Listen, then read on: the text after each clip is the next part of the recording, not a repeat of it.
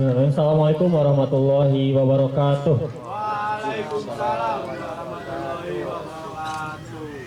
Ini kayaknya masih belum kompak nih, coba saya cek sekali lagi ya. Assalamualaikum warahmatullahi wabarakatuh. Waalaikumsalam warahmatullahi wabarakatuh. Gambaran anak-anak muda yang kompak ya, keren. Tepuk tangan dong buat kita semua. Orang-orang Indramayu emang keren-keren ya, luar biasa. Terima kasih kepada Mas MC yang telah memberikan kesempatan kepada saya, suatu kehormatan dan kebanggaan bisa duduk bersama dengan dua tokoh yang sangat luar biasa, hebat, dan kita akan sama-sama menelusuri perjalanan atau sejarah panjang dari dua tokoh besar di Indonesia.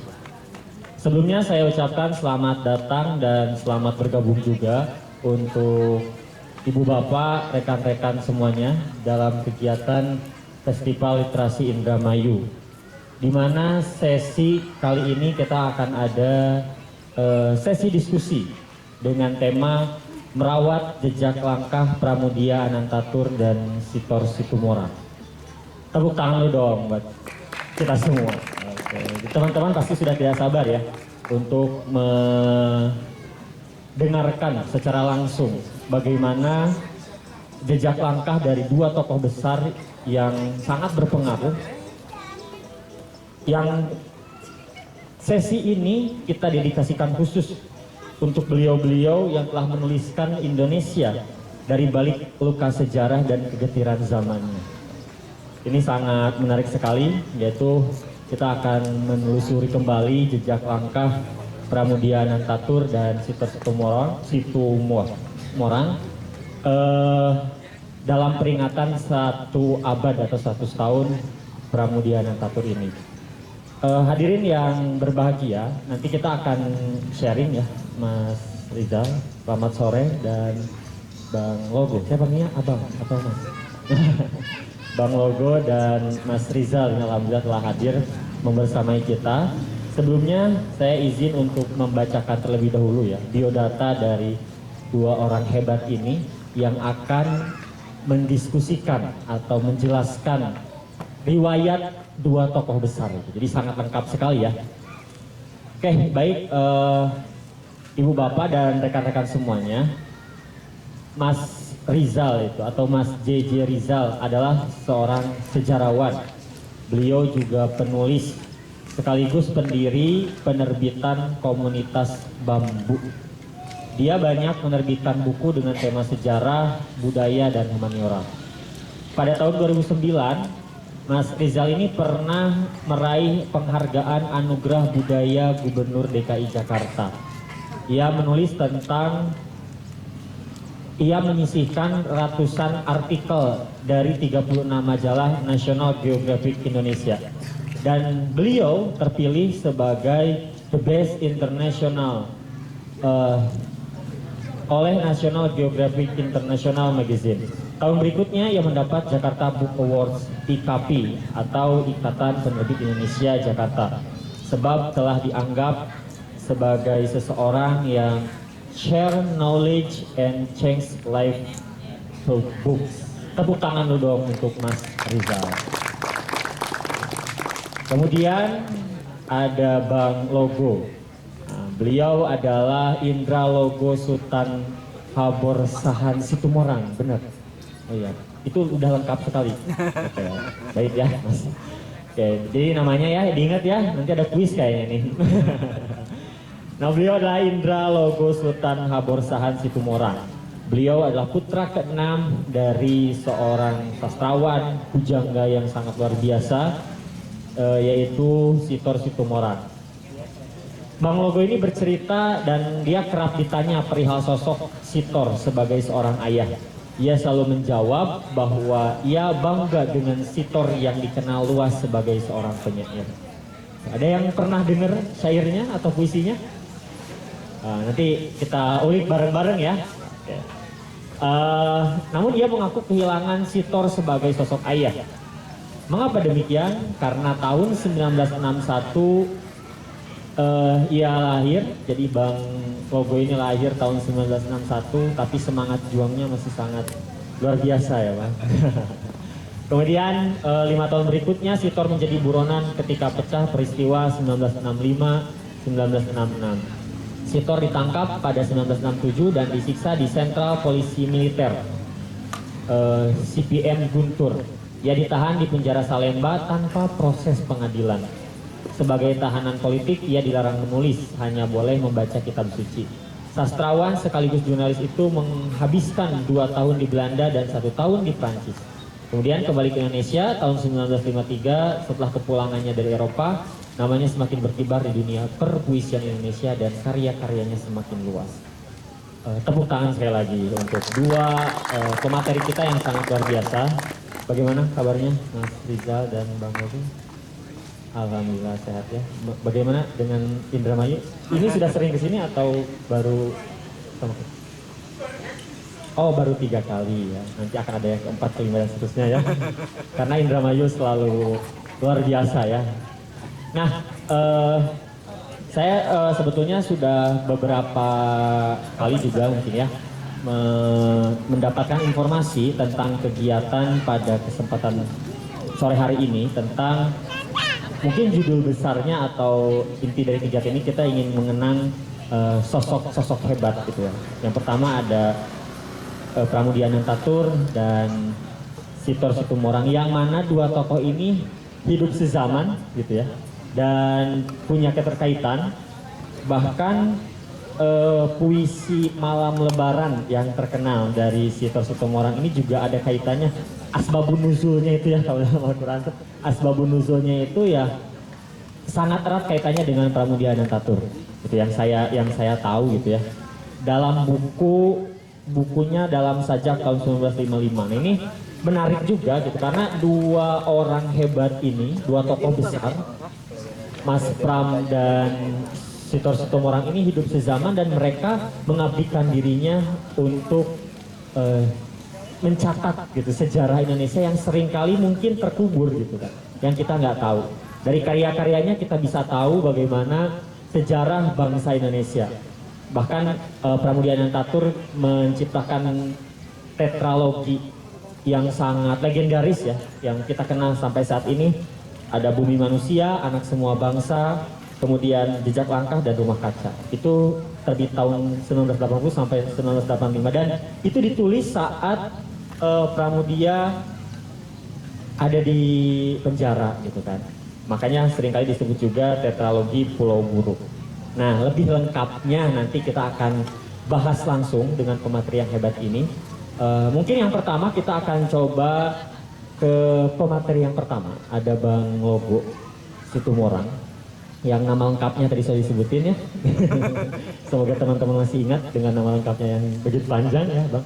Tentang sosok Sitor Situmorang gitu ya. Dan mungkin beliau juga meninggal tahun 2014 ya, Desember 2014. Jadi mungkin masih ada lah, masih sangat kental gitu dalam ingatan Bang Logo ini tentang bagaimana Sitor Situmorang ini untuk mengenang karya-karya beliau yang sangat luar biasa. Boleh dari Bang Logo.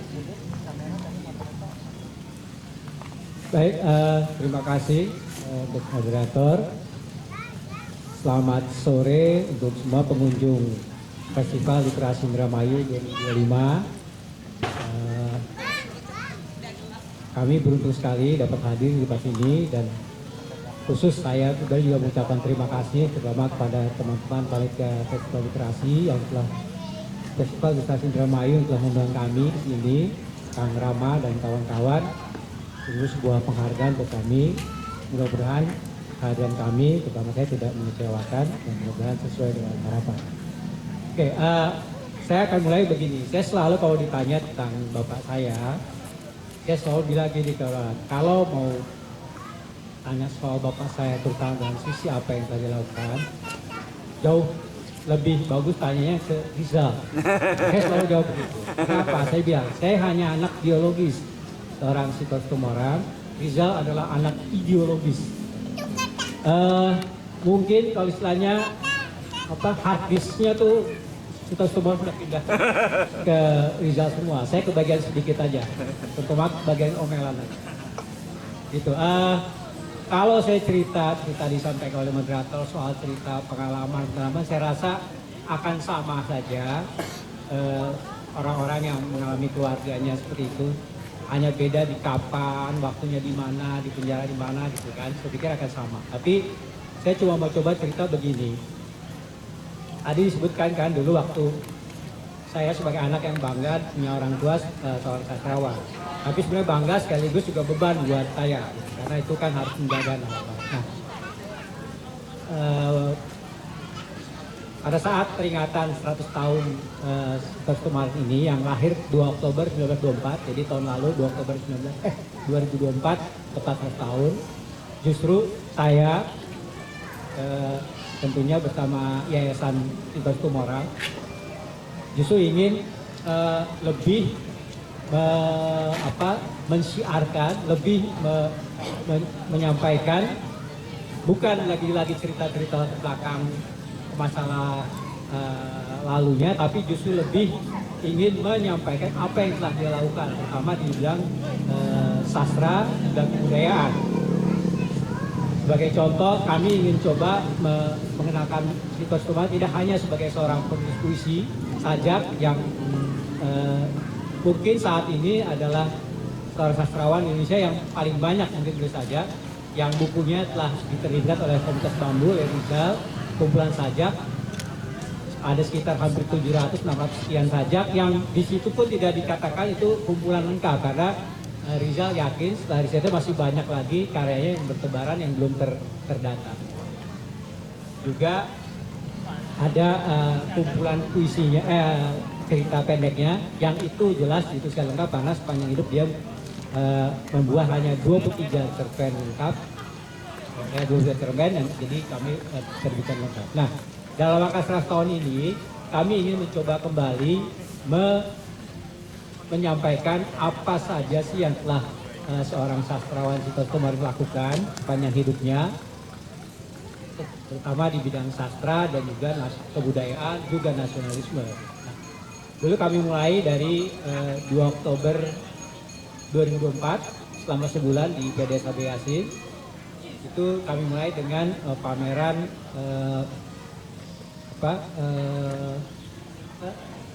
Wajah Tak Ternama, pameran koleksi dari HB Yasin, pameran arsip-arsip dari HB Yasin mengenai Sinta Situmorang. Waktu itu dan dikurasi dengan sangat baik oleh Rizal, kami sebagai langkah awal selama sebulan ingin memperlihatkan kembali apa dan siapa sih gitu Sinta Situmorang. Ya saya mungkin di antara teman-teman ada yang lihat, tapi paling tidak itu awal yang kami mencoba mengembalikan ingatan kembali kepada masyarakat siapa dan apa Sinta Situmorang. Di saat yang sama di Paris juga ada kegiatan mengenang 100 tahun itu dengan beberapa kegiatan yang berlangsung juga kurang lebih sebulan yang dilakukan oleh masyarakat sastra, masyarakat Indonesia di Paris dan juga masyarakat Paris yang dilakukan di Lucien Paye namanya, tepatnya ada namanya seni set, ada namanya lemau, segala macam itu mereka bikin juga selama sebulan. Nah, yang kami harapkan bahwa semua kegiatan yang kami lakukan dan juga ternyata banyak sekali pihak lain yang secara mandiri, yang secara berdikari juga mengadakan kegiatan-kegiatan untuk memperingati 100 tahun Sinta.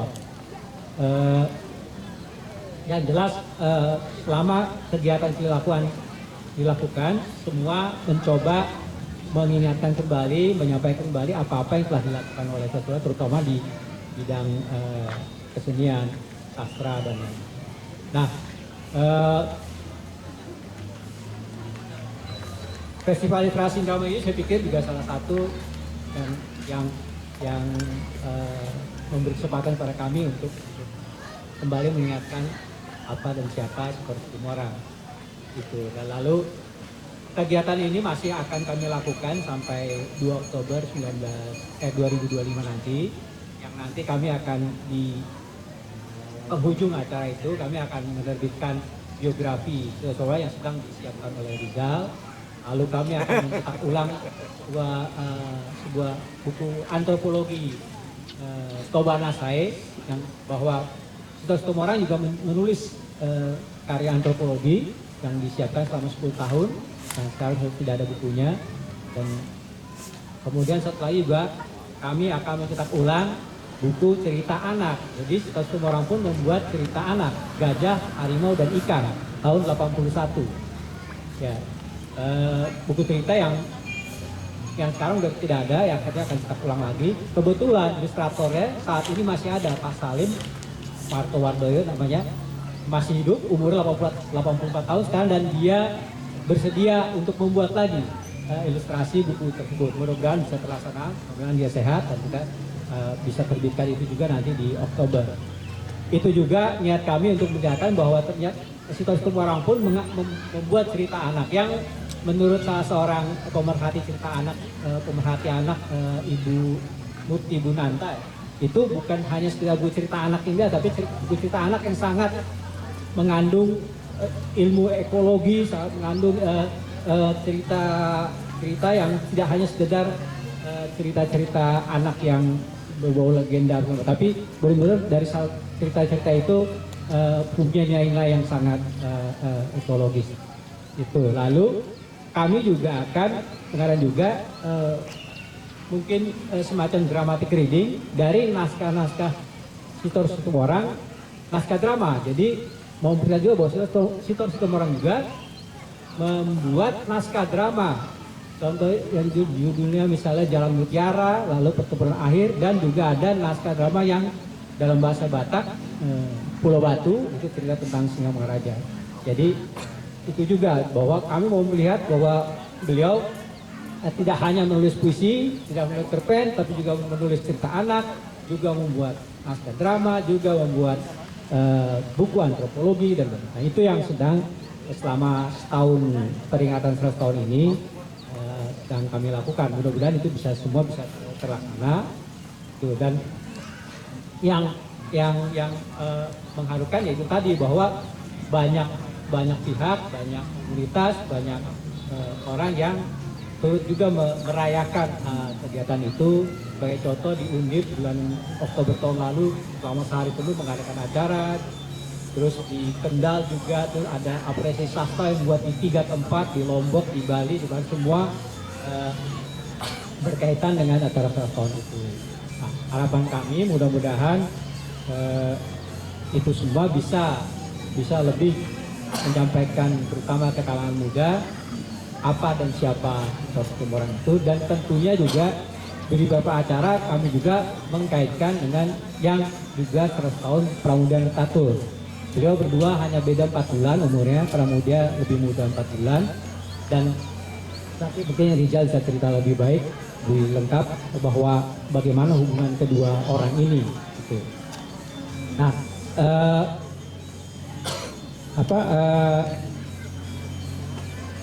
sebelum saya pendek saja, sebelum terakhir saya tutup, saya akan ceritakan sedikit pengalaman yang mungkin bisa menggambarkan bagaimana kondisi mereka berdua. Suatu hari waktu Bapak belakangan tinggal di Belanda, lalu suatu hari dia tinggal nginap di rumah, dan dia dapat kabar Om Pram, kami panggil Om Pram, dan sakit. Lalu waktu itu hari Kamis, setelah Bapak minta ajak saya untuk nengok Om Pram hari Jumat pagi. Saya udah pesan taksi, dan ternyata Jumat pagi dia bilang Sabtu aja lah tunda karena saya capek. Akhirnya saya batalkan taksi, saya bilang besok jemput. Oke, Sabtu pagi kami berangkat ke waktu itu Om Pram di Tankayu, rumah di Tankayu. Dalam perjalanan Mbak Ida itu Ken Gura Ida, istrinya W.S. Rendra, menelpon saya. Dia tanya, Logus dari mana? Saya bilang saya sedang dengan Bapak di taksi menuju mau nengok Om Pram. Lalu dengan agak terbata, Mbak Ida bilang gitu, tolong sampaikan Bapak pelan-pelan bahwa Om Pram sudah tidak ada. Nah, saat itu saya duduk di depan, Bapak di belakang, saya sambil duduk di taksi, pelan-pelan saya kasih tahu ke Bapak, dan saat itu memang sayangnya zaman ini belum ada HP, belum ada video gitu ya. Jadi kalau lihat ekspresi Bapak saat itu, waduh.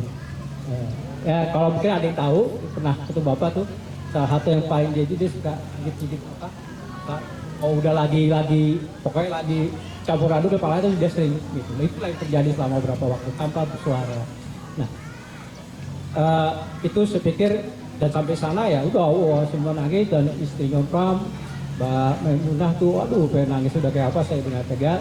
Tapi untung saya sempat motret Bapak lagi lihat aja Om Pram, ada fotonya cuma satu gitu. Dan menariknya setelah itu kalau nggak salah kita di luar lah lihat itu lagi di luar, datanglah selombongan wartawan nanya dan pertanyaannya memang agak gimana gitu ya.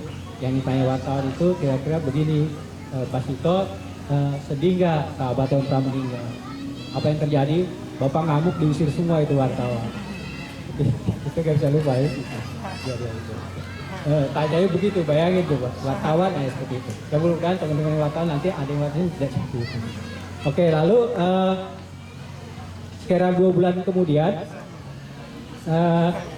Bapak Sito Situmorang menulis puisi untuk Pram yang akan saya bacakan. Mudah-mudahan cukup bisa diterima. Untuk Pram, ibarat sebuah teks hidup di batu nisan alam baka, sejarah manusia mengalir dalam irama kehidupan, bergema bersautan dengan suara Nusantara sejak bentangan hutan jati sekitar geografi Blora. Berbincang hal waktu dan ruang dalam kosakata bahasa batin, penghuninya syarat hikmah dalam geografi jagat manusia bernama Blora. Jakarta 3 Juni 2006. Sito Situmorang. Terima kasih. Wow, luar biasa, merinding saya dengarnya ya. Menggambarkan betapa kedekatan dua tokoh hebat ini, putra terbaik bangsa yang pernah kita miliki. Dengan kedekatannya melahirkan karya-karya yang sangat luar biasa gitu. Dan bahkan tadi di penghujung usianya Mas Pram, Sito Situmorang mampu menciptakan karya yang cukup menggugah, gitu. Menggambarkan kedekatan yang sangat luar biasa dan begitu erat. Dan kita tahu juga tadi bahwa ya ternyata Sito Situmorang itu bukan hanya sebatas menulis puisi ya, tapi beliau juga menulis cerita anak dan bahkan naskah drama. Dan tadi di awal sudah disampaikan sebenarnya oleh Bang Ogo ini ya, kalau mau nanyain Sito Situmorang katanya ke Mas Rizal aja gitu. Karena beliau sebagai anak biologis ada lagi anak ideologis. Nah mungkin kita bisalah nyambung ya Mas Rizal, tadi mungkin sedikit mengenang tentang Sito Situmorang karena berhubung anak biologis, anak ideologis ya. Sekaligus nanti menyambung ke sahabat seperjuangannya yaitu Mas Pram Pramudiana. Silakan. Ya, saya mau disclaimer dulu sebelum mulai bicara. Saya ini senang main sepeda, belum lama saya naik sepeda, saya jatuh, 3 gigi saya tanggal dan saya harus menjalani operasi implan gigi. Ada yang pernah ngerasain operasi implan gigi kan? Jadi operasi implan itu gusi kita diangkat, lalu gigi yang patah itu akan diambil, dibersihkan semua, lalu gusinya dijahit lagi, sampai gusinya normal dan tidak ada keluhan. Saya harus kembali ke dokter dan kemudian gusinya akan diangkat lagi, digulung, lalu dimasukkan serbuk tulang, bone graft namanya gitu. Lalu dijahit lagi gusinya dan saya harus nunggu lagi sampai bone graftnya itu, serbuk tulangnya itu menjadi tulang yang padat. Nanti saya balik lagi, kalau tulangnya sudah padat, untuk diangkat gusinya dan mulai dibor untuk masang plat menempatkan mahkota gigi yang baru. Nah, itu nggak bisa sekaligus langsung 3, harus satu-satu. Setiap gigi prosesnya 6 bulan. Dan setiap hari jadi saya hidup tergantung obat. Pagi minum obat, siang minum obat, malam minum obat. Tadi sebelum kesini habis makan saya minum obat. Jadi saya mau bilang kalau saya ngomongnya ngaco, saya dibawa pengaruh obat. Itu dulu ya. Waktu tahun 2004, waktu Pak Sitor itu 80 tahun, sajak yang dibuat oleh Pak Sitor yang dibacakan Bang Logo tadi itu dibacakan dibacakan oleh Rieke Diah Pitaloka di acara 100 tahun Pram. Tapi waktu Pak Sitor 80 tahun yang saya pengen cerita, Pram itu datang di tim dan ngasih pidato. Dia bilang, yang saya ingat betul adalah, saya dan Bung Sitor ini berasal dari satu bukit yang sama, namanya Soekarno. Nah, ini pernyataan yang menurut saya penting diingat, karena orang sering lupa bahwa Soekarno punya dua panglima kebudayaan. Satu panglima dalam bidang prosa namanya Pramudia Anantatur, dalam bidang puisi namanya Sitor Situmorang. Tapi Sitor lebih dulu masuk politik tahun 56 dan Pram agak terlambat tahun 58-59 baru masuk dan tergabung di dalam Lekran setelah Kongres Nasional di Solo. Nah, waktu Sitor itu menjadi ketua Lembaga Kebudayaan Nasional dan dia baru selesai menulis risalah satu-satunya yang membahas pemikiran politik Soekarno tapi dalam perspektif kebudayaan, judulnya Marhainisme dan Kebudayaan. Itu Pram menulis di Harian Republik, judulnya Mas Sitor Situmorang, Panglima Kebudayaan Marhaen. Jadi itu tuh pernyataan yang bisa menggambarkan mereka bukan hanya bersahabat lama karena sama-sama sebagai orang muda di dalam gelanggang Seniman Merdeka. Ini institusi atau lembaga civil society yang pertama besar dan mengklaim sebagai organisasi intelektual yang memikirkan kebudayaan modern Indonesia. Berdiri tahun 1946 dan kemudian mereka bersahabat karena Pram itu menjadi sekretaris di dalam lembaga yang namanya Gelanggang Seniman Merdeka ini, dan mereka punya majalah tempat mereka mengekspresikan diri. Majalahnya namanya Siasat, tapi ada lembaran namanya Lembaran Gelanggang. Nah, orang-orang Gelanggang ini percaya bahwa kita punya problem dengan kemerdekaan. Problem utamanya bagaimana menjadi masyarakat dan bangsa dan state yang modern. Itu umumnya. Tapi yang agak aneh kemudian karena mereka saling mengungkapkan pikiran, masing-masing orang punya perspektif yang beda-beda. Bukan hanya berbeda dalam artian cara memandang modernitas, tapi memandang bahwa problem bangsa yang baru merdeka ini bukan bagaimana menjadi bangsa dan state yang modern. Nah, orang kayak Pram itu berpikiran lain, bahwa problem terbesar dari Indonesia, state yang baru merdeka ini bukan bagaimana menjadi modern, bagaimana melawan dekadensi moral. Bagaimana dia mengutip Ronggo Warsito itu kebalauan. Bagaimana melawan kebalauan? Apa ya kebalauan ini? Kebingungan, ketidakjelasan setelah kemerdekaan. Kita ini sebenarnya mau apa sih? Apa yang kita harapkan? Setiap hari, istilahnya Ayub Rosid itu, setiap hari kita melihat harapan-harapan tentang kemerdekaan itu hilang. Satu-satu copot. Ya, Pram banyak menulis ini, misalnya korupsi gitu. Dia menulis novel korupsi, itu menjelaskan bangsa yang begitu masih sangat muda. Korupsi itu udah ada di tingkat yang sangat bawah, yang namanya tingkat di bawah kepala dinas di sebuah jawatan. Dan Pram menjelaskan ini persoalan yang sangat pokok, bukan persoalan modernitas kata dia. Bukan persoalan bagaimana lu menjadi modern sebagai manusia, sebagai bangsa, sebagai state, enggak.